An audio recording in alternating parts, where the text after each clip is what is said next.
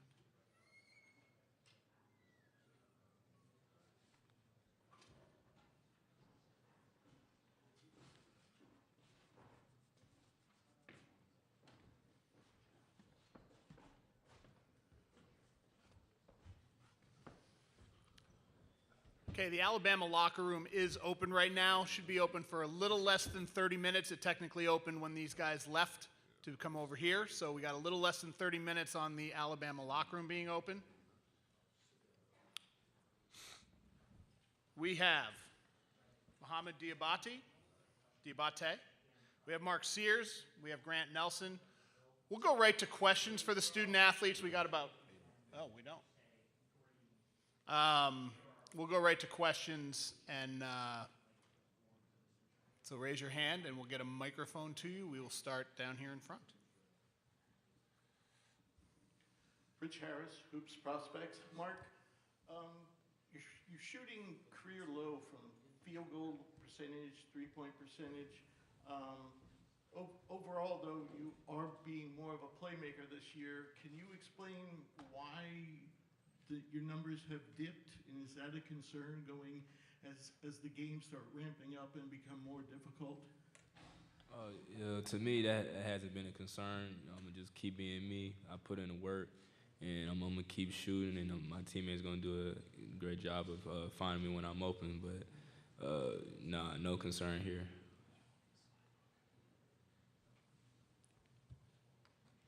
Go here in the third row. Hi, Vincent Picone from Montclair State. How have you guys been preparing for this big Sweet 16 game, and is there anything specific that you guys are trying to attack in BYU's game? We'll start with Mohamed, and then we'll work our way down the row. What was the first question again? You said.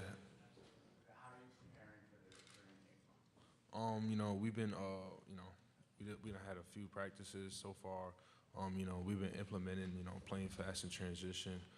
Getting a lot of the offense and defensive rebounds, and playing physical, and that's something that Oats, implemented a lot, and we've been watching a lot of film, and trying to get our legs rested, and so we could be ready to go tomorrow. Mark?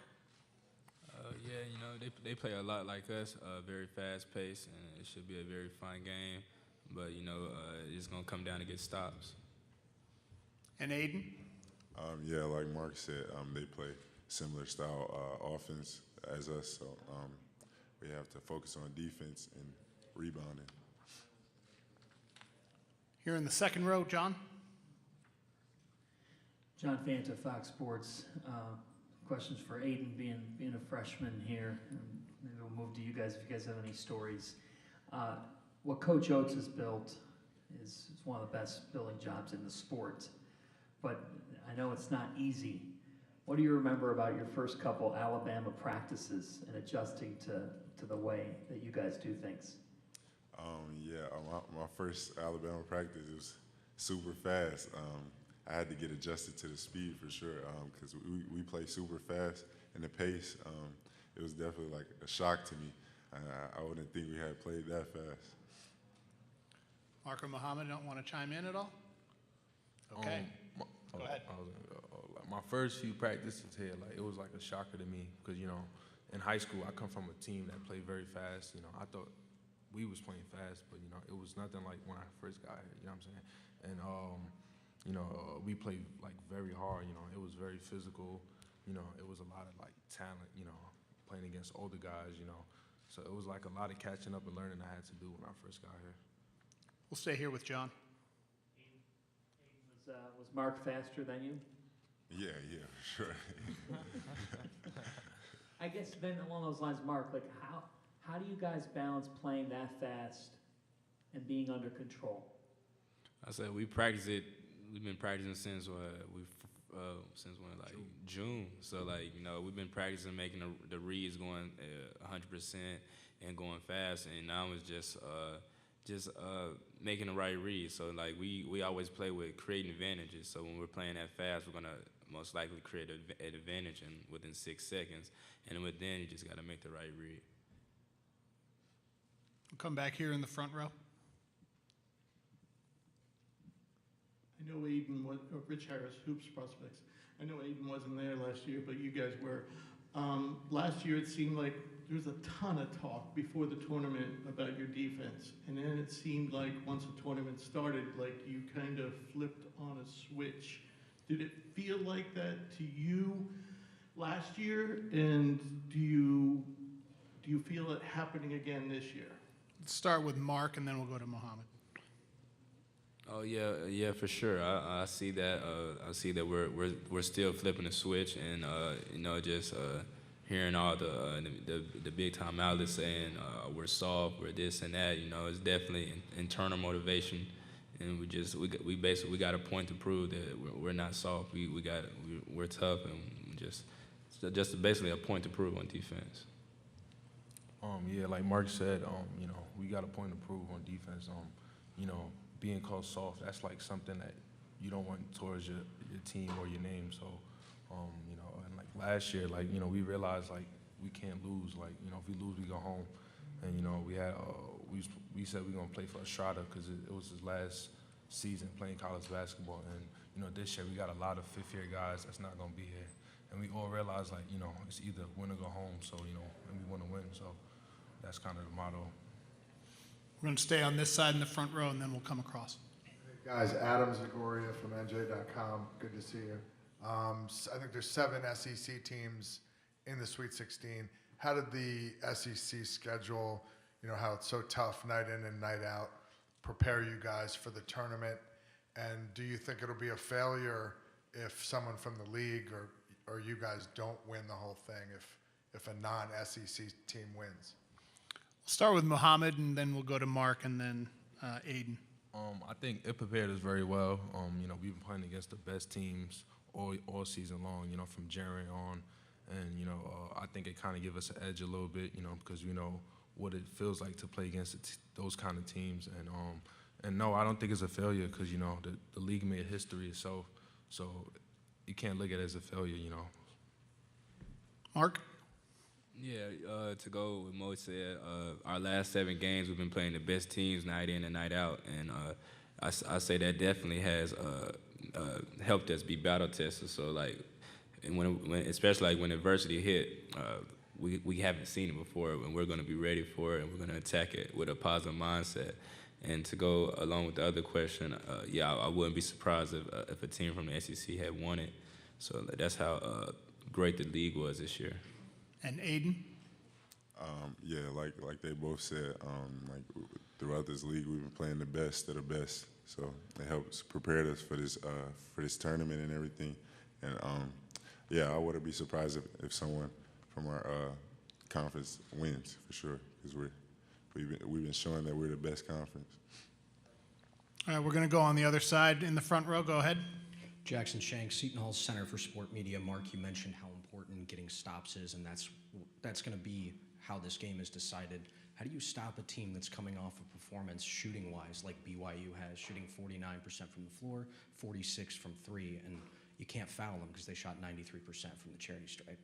Right. We just gotta limit their threes as much as possible. We can't give them simple threes. Simple threes is they just shoot a three, rock you to sleep right in your face, and we gotta do a great job of that. And we gotta try to limit rotations as much as possible because when they're breaking down the defense, that's giving easy threes to their shooters, and we just gotta do a great job of that. And we gotta do a great job of transition defense because I've seen they're very, very elite in transition, and we just got to do a great job of slowing that down. All right, we're going to come back on this side in front of me in the second row. This is Sam Foster from the Daily Universe. This is for any three of you, but who's been tasked with guarding Richie Saunders, and what have you seen from tape on him? Do you know? Mark, you want to speak? I don't start. Go ahead. Go ahead, yeah. Muhammad. You go. We'll start with Muhammad and then go to Mark. Who started on him? LeBaron. Yeah, I think LeBaron is started on Richie. Yeah. Okay, any other questions? All right, if no more questions, we will dismiss the student athletes. We appreciate you guys taking the time. We'll have Alabama head coach Nate Oats here in just a few minutes.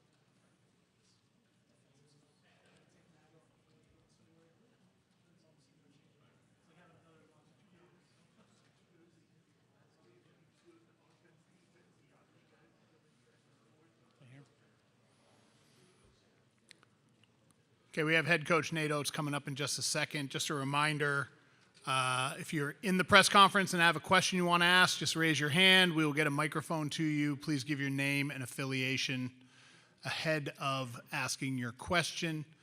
If you are not in the press conference area but still in the working space, we just ask that you keep the noise to a minimum while the press conference is going on. No recording with cell phones or cameras, aside from team videographers.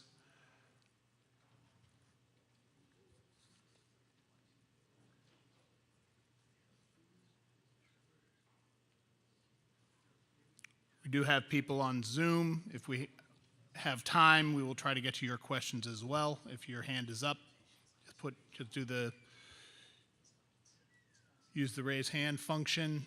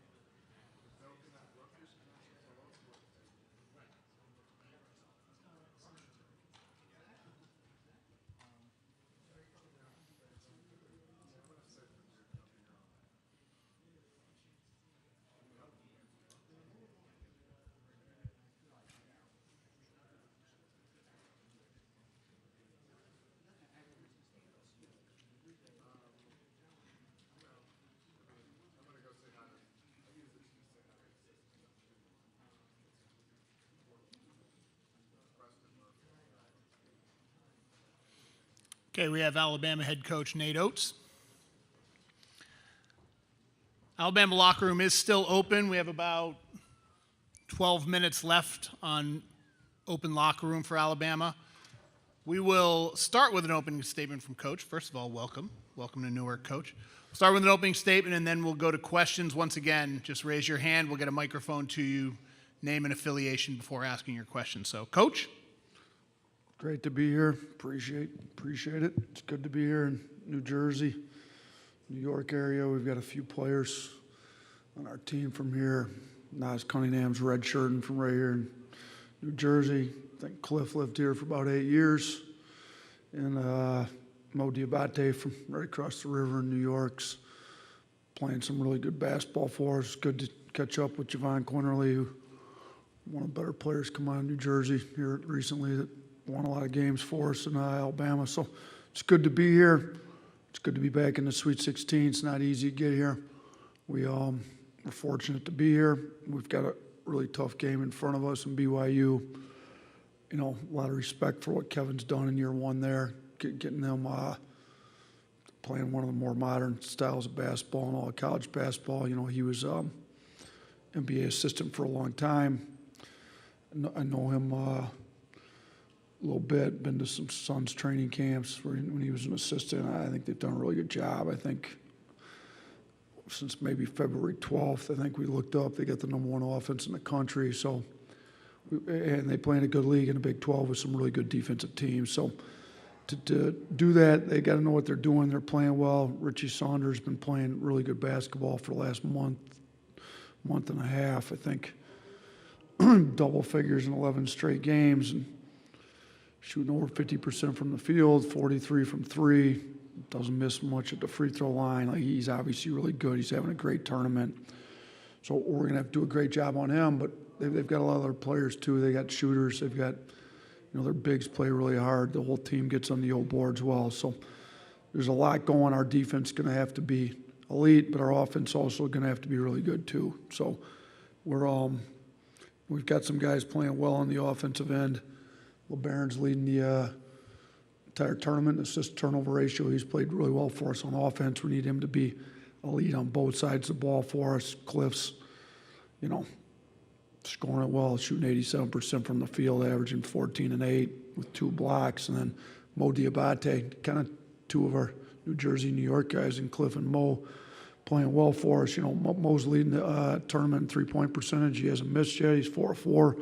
He's been putting a lot of work in. It's good to see the work paying off on his shot. He's rebounding it well. He's averaging 14 and 8. And somewhere to Cliff and shooting 80% from the field. So, hopefully we continue to play well on offense, but our defense is going to have to be at an elite level with BYU. They're good in transition. They're good in the half court. They're good on the boards. They're pretty much good at everything. They're great in pick and rolls. So our defense is going to get tested against these guys on Thursday. We'll start here in the front. Thanks. Hey, Coach. Eddie Pels from AP. You probably heard that all 16 teams in the tournament still are Power 4 schools, and I was wondering, you used to coach Cinderella. Do you think that this year is kind of the future or a one-off? It's a good question. When I was at Buffalo, we won a couple tournament games. We never made it to the Sweet 16, though. I mean, it's hard. You kind of, at that level, you got to upset two teams, really, to get where you're at. Or, my last year at Buffalo, we were 6th seed. Won our first game as over an 11, and then you got, that was the year we ended up playing Texas Tech with Beard when they went to championship. It's hard. So I don't know if, there's still obviously room for upsets. They've had upsets in the tournament. You're going to have upsets every year.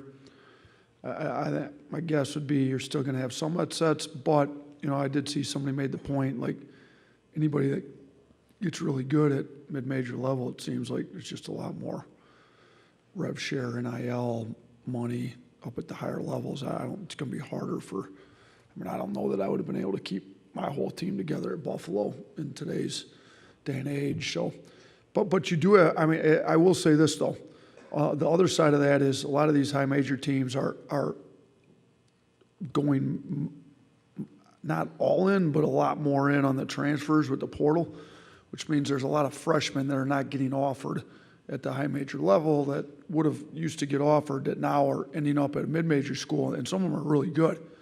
So those mid-major schools that are going to have to do a really good job evaluating talent coming out of high school, then you're just going to have to do it, with some younger guys, I think. And I think it's still going to be done, but it might be a little bit harder. I think you'll still see some Cinderellas coming through, but I haven't put a lot of time into that. I've got a really good offensive team. BYU I've had to put a lot of time in, so that's my 2 cents on something I haven't thought too much about. We'll stay here in the front row. These are the next two. Rich Harris, Hoops Prospects. Coach, I got one quick one for you. Are Cliff and Grant healthy? Yeah, for the most part. I talked to Grant. He says he's at 90%, but then his point was I've been at 90% most of the year. I don't know who is 100% at this point of the year. So Cliff's for sure healthy.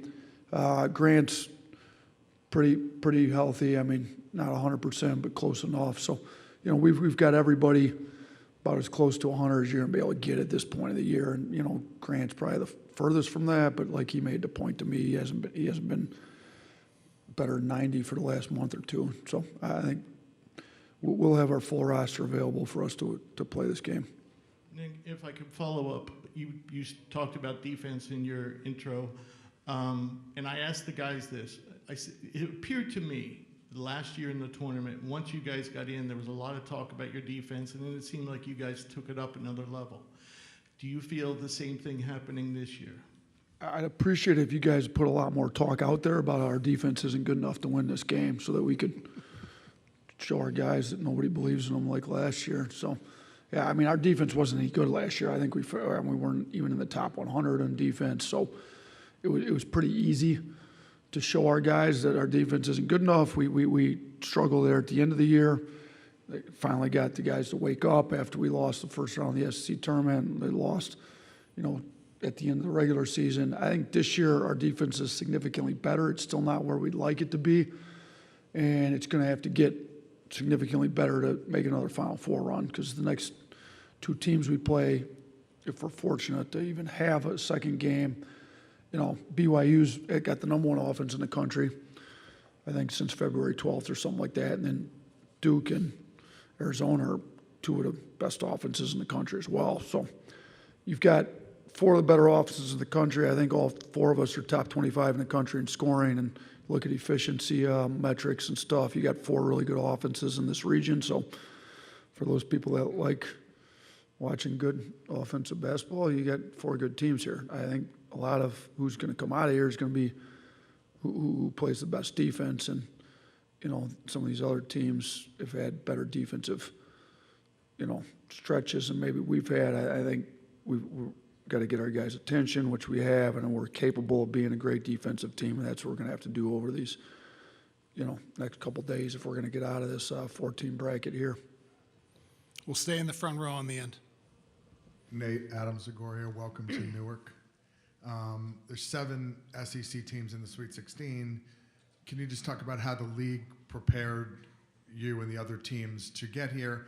And will it be a failure if an SEC team does not cut down the nets in San Antonio? Yeah, so the SEC was obviously the best league in the country this year, kind of established early in November, kind of kept it up throughout the year. And for those that question whether they can make a tournament run, we've got 7 teams here left. So, the teams we played throughout the course of January, February, early March were really good. You look at our last 7 games in the regular season, nobody played a 7-game stretch anywhere close to that throughout the country at any point during the year. So, I think that stretch, as long as you're able to keep your guys mentally engaged, we went 3-4 in that stretch, with one of the wins being at #1 Auburn. But we lost on a buzzer beater at Tennessee.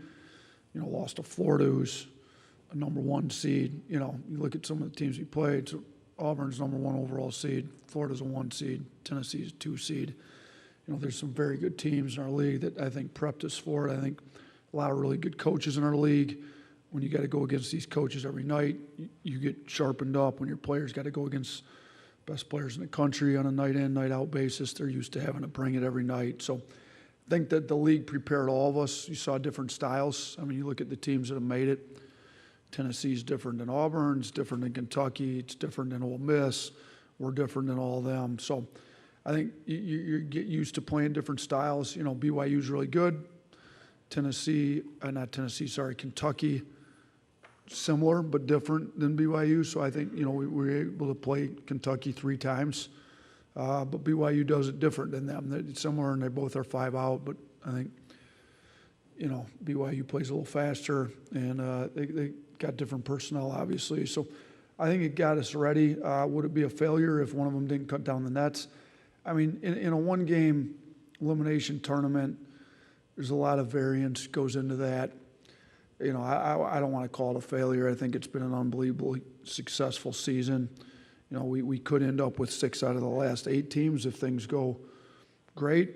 We will guarantee at least 1 in the Elite 8. But no matter what happens from here, I think we've had an unbelievably successful season. We need to try to keep our league at the level it is. Obviously, it's going to take a lot of work, and administrations, coaches, everybody's going to have to continue to put the resources that are needed into basketball. So, hopefully one of the SEC teams cuts down the nets, because we're one of them, and I'm hoping we cut it down. But if it's not one, I still think it's a pretty good year for us. We're going to stay on this side, row 4, end of row 4. Emily Smart, Tuscaloosa News. Hey, Coach. Has Houston Millette traveled with the team during the NCAA tournament? Yeah, Houston's with us now. So Houston had a non-basketball related injury that kept him at home. He was unable to travel with us for the first 2 rounds. He's back with us now. We got him, we came right here from Cleveland, so we got here Monday. He got here Monday as well. He took a commercial flight. He's one of the best kids I've ever coached in my life. I want him with the program. He wanted to be with us. He just, health-wise, wasn't able to make the first 2 rounds with us. He's back with us. He'll be on the bench with us. He's obviously not playing. He's redshirting this year, but he's back with the program. Thanks. We got time asking. for one more question. We're going to go in the row 4. Michael Cohen, Fox Sports. Nate, across the 4 teams here in the regional, there's about a dozen or so kids born outside the United States that are either starters or key contributors. BYU obviously has a handful of those. When you look at the influx of international players, where do you see them influencing sort of the schematics of basketball most at the collegiate level in the last few seasons? Yeah, I think, do all 4? Are all 4 starting centers born outside the, I believe Duke's, ours, the BYU's starting centers too is Arizona's. I'm not. That's the one. Oh, he was injured. Yeah. So, and then obviously BYU's got them in, and there's. I mean, I'm going to miss some if I go through it. I'm more focused on BYU now. Look, I think with the different NBA academies throughout the world that they've started, there's some, and shoot, you've seen the European influence for probably 20 plus years now. It's trickled down the NBA down into our level. Very good players all over the world. With the NBA allowing now the rev share and the NIL, you're gonna probably see even more, in my opinion, because financially they'll be able to come over here instead of staying at a club team over in Europe or wherever it may be. So, Cliff's been great for us. We've had guys here in the past, and we'll continue to recruit overseas. We don't have as many as some of the other teams, but you look at a guy like Demon. I mean, we've recruited some overseas guys and haven't got too many, but shoot, he's a 6'8" point guard that sees over everything. That's probably going to be a lottery pick, and if you can get a guy like that in your program, it makes a lot of sense. So I think go find the best basketball players that are eligible to play in college basketball wherever they may be across the world. Put together the best roster you can every year. That's where college basketball's gotten, and I think it's going to lead people to Europe, Africa, wherever it may be in the world, and to put together the best team they can. Okay, Coach, we appreciate you taking the time. Thank you. Thanks. Appreciate you guys.